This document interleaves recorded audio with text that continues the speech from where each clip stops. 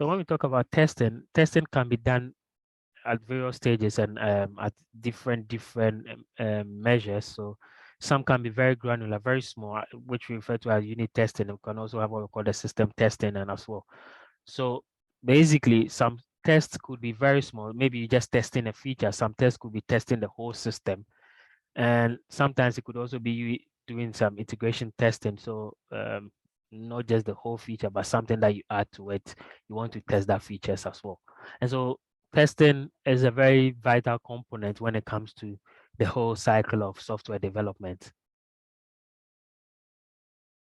So now we know who builds the software and tests it.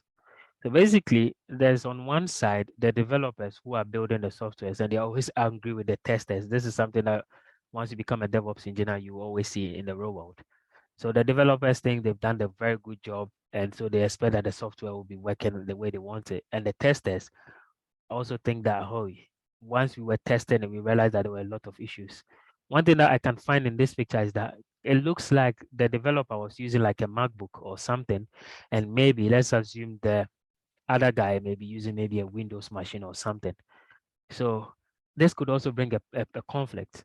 The developer builds the system on, say, MacBooks, and then the tester is testing it on maybe some kind of Windows machine or a Linux machine. So there's always going to be some kind of a tussle because you say the software is working. Yes, it's working because you built it on a particular platform and it has those binaries of that platform.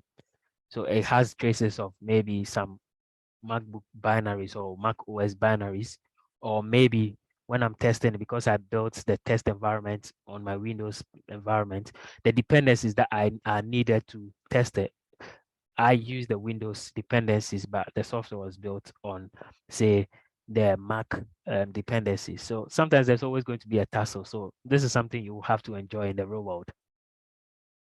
So again, for programmers, their job is to do the programming, to do the testing, sometimes to also come up with the databases and also do version control, which we'll see later. Because sometimes when you build a software, so when we talk about version control, when you build a software and the software is running, since we're dealing with software development lifecycle, there may be a stage where you want to come back and then add one more feature. And so you need to have a copy of the same software, and then you add maybe just one line of it to, or maybe some new feature in the same block of code. But with the help of version control, we're able to track where the changes were made and how the changes were made. And so for software developers, one of the key skills that they need to know is what referred to as the version control. And this is also something that everyone within this course will learn how to do.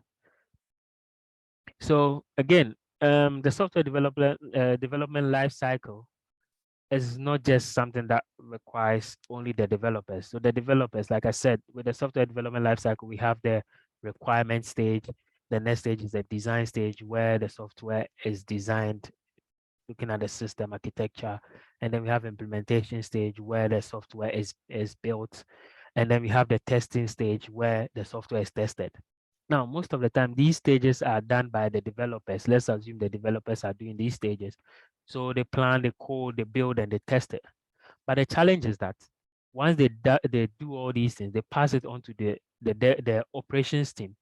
And these operation team, their responsibility is to make sure that the software is operational, meaning they build it properly. When we say build, convert it into a form which can be installed on a system. So they build the software and they deploy the software to an environment and they release it and also make sure that they start monitoring that software. And so their job is a bit unique from the developers, but these two sides work together. So after these four stages, which is requirement, design, implementation, and testing, there's also the deployment stage, which we already mentioned, and also the maintenance stage, which is also something that you get to say maybe look at where the flaws are or the bugs are, and then also where you want new features.